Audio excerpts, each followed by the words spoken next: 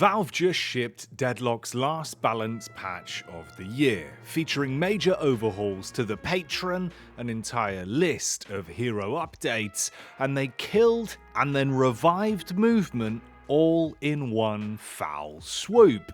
So let's break it down and get into the nitty gritty of everything Valve have done in the latest Deadlock update. As always, of course, I'm your host, Jacky, here live, bringing you today's episode of Patch Notice on Dead Air. Let's get into my personal favourite change from this update. This one has just hit the store shelves. The Patron will now have 50% damage resistance when there is a single enemy defender inside the pit.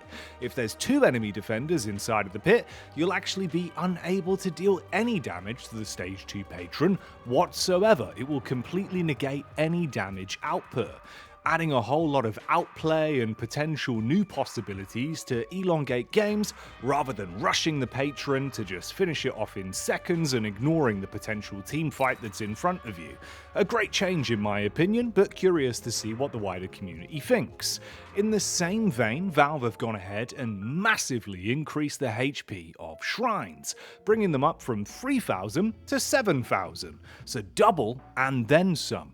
Again, probably a good change for the optics of the game, as it's very easy to TP in as Wraith, melt through both of the shrines, and be gone before anyone's even realised. Additionally, your troopers will now also get stronger in HP and damage by 30% when you destroy both shrines. But that's enough about the objectives. Let's dial in on the hero changes. Billy has had his HP regen nerfed, going down from 3 to 2.5. On top of this, Chain Gang will now finally break when you are outside line of sight. Now they list this as breaks faster, but as we all know, it would never break. So that's a good update there. Blasted's effectiveness has also been slightly nerfed, with its light melee percentile going down from 35 to 25 and its non-player percentage going down from 50 to 40. Billy can always do with a couple bits of pruning here and there, as honestly he's got so much survivability and was becoming a little bit of a monster. Let's roll on to Professor Dynamo though. Don't know how I feel about this one honestly. The health regen isn't too bad, scaling that back from 2.5 to 1.75, but it's this kinetic pulse change that really gets me scratching my head. It feels like the scaling on this might be a bit too aggressive. This is going to be his spirit scaling range that's reduced from 0.2 to 0.1. Now, I know that's only the change of a 0.1 value, but in reality it will affect the overall scaling massively. This is even worse than what it was before we got that recent Dynamo buff about a week or so ago, where he started doing tons of damage with those stomps. You can't really curb stomp people's head in as easily anymore, so for the Dynamo mains, I feel for you. Let's move on to Lady Geist and see what's changed here. Now, for Lady Geist, the Malice self-damage has been increased, going up from 7% to 9%. Alongside that, in a similar vein, Essence Bomb's self-damage percent, based on spirit scaling, has also been upped from 1.6 to 1.8. Both of these are probably reasonable, with you taking slightly more damage now when throwing out either your Essence Bomb or your Malice, both of which are hand in hand for damage dealing on Lady Geist if you want that damage amp, so you are going to be using both of these very regularly. Alongside of that, Stamina Dash has also been moved into Bucket 3. If you're unaware, the difference of buckets is basically just the effectiveness of how quickly you complete your dash. So she's going to be a little bit slower in making that full distance. If we dive on over to Mirage, we can get into quite a few changes. He's actually got a bulk of the hero changes inside of this update. A lot of it here focuses on Jin's mark. You can see the cooldown on it has gone up slightly from 2.5 seconds to 2.6 seconds, alongside that max range being brought down once again. They've even gone ahead and nerfed Traveler slightly as well, with that cooldown being upped by an additional 10 seconds at base, and that tier 1 now having that increase on the cooldown from 25 seconds to minus 35 seconds. So it does still balance out, but you need more of an investment into Traveler to really get the return for your money. Bullet damage per boon's also been scaled back, and even his movement speed has been scaled back. We'll get into that a little bit later, as this has bigger implications for speedy mirages in your your games of Deadlock. Now, if we climb back down into things and check out what they've done with Shiv, again, there is a reasonable collection of nerfs. Shiv felt like he was getting away scot-free, never visiting Nerf City for quite some time. Finally now, Valve have been a bit more aggressive with some of the rebalances we've seen, and these actually feel like fair changes to me. Killing Blow's cast radius has gone down from 15 meters to 13 meters. Alongside that, the deferred damage that you get off from bloodletting has also been slightly retuned in how you're getting the max percentage. You can see that it's gone from 35 to 25 at base, and then you have to invest into your tier 2 to get that extra percentage back. But it's the rage build-up that's also going to be another big kicker, scaling that back by 6%. Again, do I think these are unacceptable changes? Absolutely not. Shiv always felt like he was taking liberties and really went far too long before we saw major nerfs only about 6 or so months ago. So I think that's fair enough. If we scope in on Vindicta, it's just the one change. Tier 2 for Assassinate has had that max damage bonus brought down by 10. Rather than it being plus 90, it's only going to be plus 80 that you're getting from the investment of AP into a tier 2 on the ultimate. And finally, that brings us to Wraith. Wraith has had a few changes here. Only the 2, but both of them are probably fair in reality for what they are. Bullet damage per boon has been somewhat scaled back, going down from 0.17 to a 0.14. Of course, her bullet output, especially in the gun meta that we're currently living in, was pretty strong, and you really don't feel too much of a difference from this. She's still very viable from the games I've played post-patch. Project Mine's tier 2 has also been nerfed in terms of that spirit scaling. This is going to be the barrier that she gains after casting Project Mine that's been scaled back a bit here in terms of how quickly it's going to be going up in size. Let's have a look at the overall changes we've had though to investment. Of course, we had those new 4.8k spikes that came in fairly recently, and that's completely shifted up a lot of itemization. Valve have identified some issues with this and made some major rebalances. You can see with spirit investment, we've actually switched up the amount of spirit you're going to be getting back from hitting that 4.8k investment, bringing it down from plus 45 to plus 38. Similarly, with vitality, they've rebalanced the entire tree here as well, but made one major change. Before, you used to get that percentage of HP on the investment. Now it's just flat HP, with the 4.8k spike being plus 525 health. So an entirely different system there. Obviously, items have been rebalanced around this as well.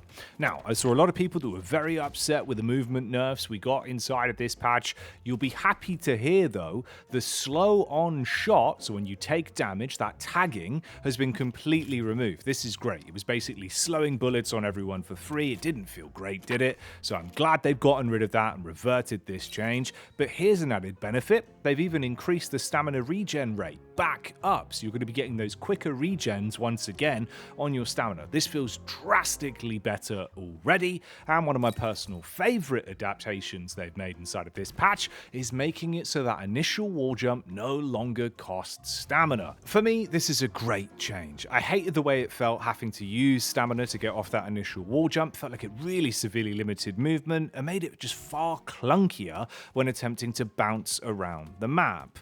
I'm glad they've reverted this. You know, we've had this in the game now for about sort of 2 to 3 months since it was added in back in October. Didn't need to be there, hasn't improved the quality of the game. Stripping it is a great move. Thank you very much for that Christmas present, Yoshi.